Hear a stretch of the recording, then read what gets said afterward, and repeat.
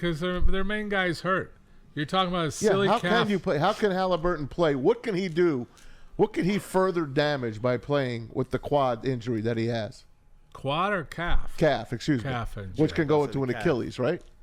The calf is part of the Achilles. If you're weakening, you change. Is the Achilles at risk? No, technically no. It doesn't. Like I heard that. Well, is he at risk of tearing his Achilles and being out for a year? No. I mean, the doctors are going to understand what's going on from that aspect. When we talk about the calf, it's the big calf muscles, the gastrocs. Okay, those are big muscles. He could have a partial tear in the strain of the muscle. You'll probably see him with a wrap on. He'll probably get a little secret sauce before. They should be keeping him warm on the sidelines to keep that going. Will he have the same push-off? Will he change? He needs to be an asset as a deliverer. They need to deliver the ball. He may not be the scorer, but he's got to be a distraction and a person that delivers. And the rest of the team needs to step up. Like I saw the analogy today on ESPN that what's his face? The eyebrow. The brow. From the Lakers. Anthony Davis. Anthony Davis. When he went out, the whole team just deflated because we're in the finals and we lost our main guy. There's a mental picture that they have to overcome. And these are professional guys getting paid. You better overcome. You better step up. That's what I'm saying. You know it going in. I mean, he got hurt in the first few minutes. These guys know they're down a man. Yep. And they need to do next man up, and these are professionals. Maybe George and Joe can do one for the ABA and go join them tonight in Indianapolis. Yeah, but both of you guys picked OKC to win game 3, right? Yeah, we did. But I told George on the slide that I thought the Pacers had a chance to get in this series. Everyone was on OKC. They're a huge, heavy favorite in this series. But you know what? We'll see. Hang in there, Doc. Got a quick break, and we're going to talk a little hockey with you as well. Right. My man Kool-Aid's got something for you on the Lions. Yes, definitely. Brad Holmes, he's definitely been stubborn as it relates to his belief in this defensive line, the way they've been built up. There's a lot of fans, though, who are looking at this defensive line as a reclamation Lions project. fans. People coming back from injuries. And one of those people clearly in the crosshairs is Marcus Davenport. But Brad Holmes has continued to give his vote of confidence that he believes what happened to Davenport last year was luck, and that how he, among others, like Aiden Hutchinson coming back from injury, that they've looked strong and that their bodies look ready for the season ahead. And I just wanted to be able to get your take on Davenport, among some of the other guys, but Davenport in particular, and the confidence that Lions fans can have in he and what the medical staff is saying. There's two ways to look at this, and I've always pushed. I'm a positive person, right? It's always glass half full. And I've always said there's a learning curve, and I've used JMO as a classic example. Here's a kid that was injured with his ACL. He took a little longer. You're going to watch Hutchinson return. You're going to watch Davenport return. There's a learning curve of a dedicated player, and hopefully what he's really pushing is he's seeing dedication from the player. Is he at risk of re-injury? Yes. If you listen to my lectures and you listen to me talk, your number one risk factor for an injury is a previous injury. So obviously we have that. But you now have a medical staff and you have an awareness of a more mature player that knows his livelihood's on the line. There's a lot from a personal level for these guys to be successful, right? They have a lot of motivation. They have support of their immediate families, extended family. Yeah. That's how they make a living.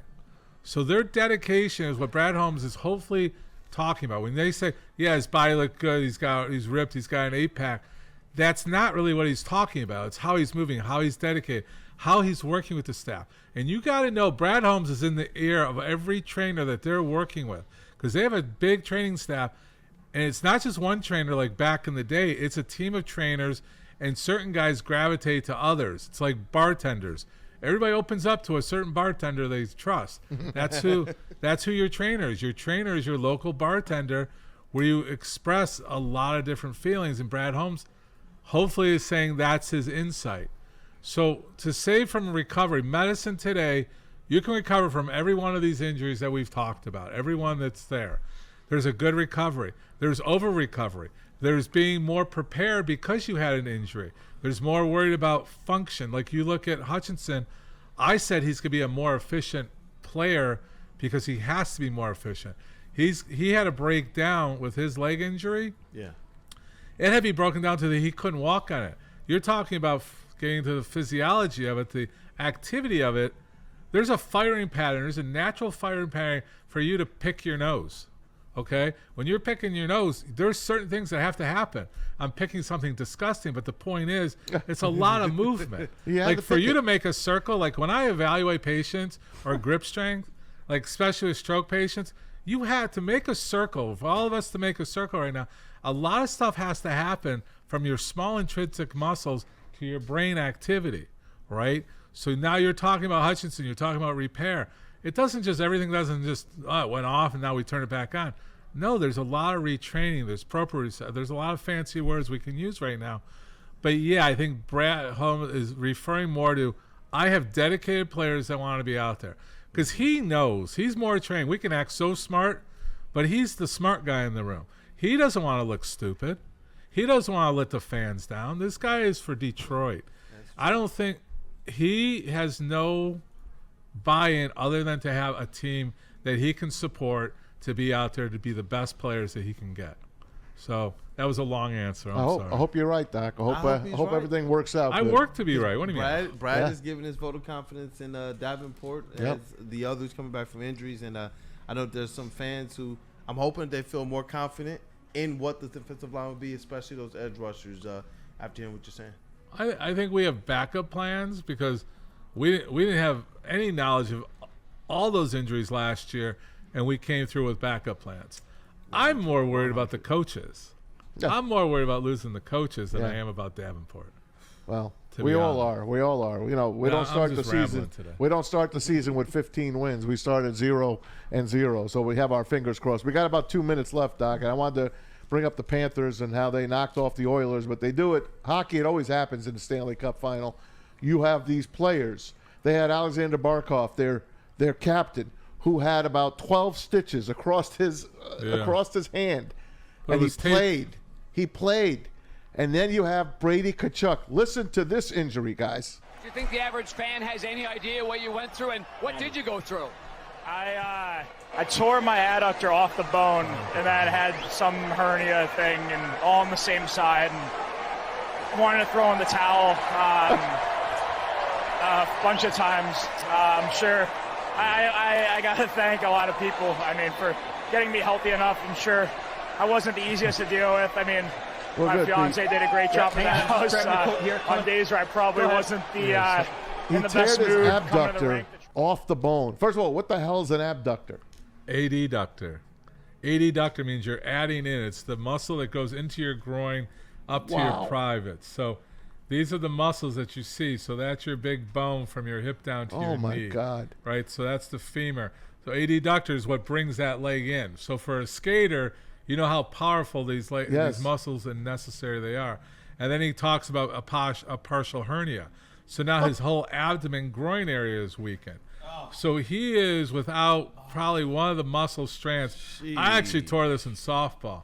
It was so painful. It blew up. And he even admits, I think in the interview, that I thank everybody now for putting up with me and my medical staff, which I love the shout out for medical staff that doesn't always get recognized.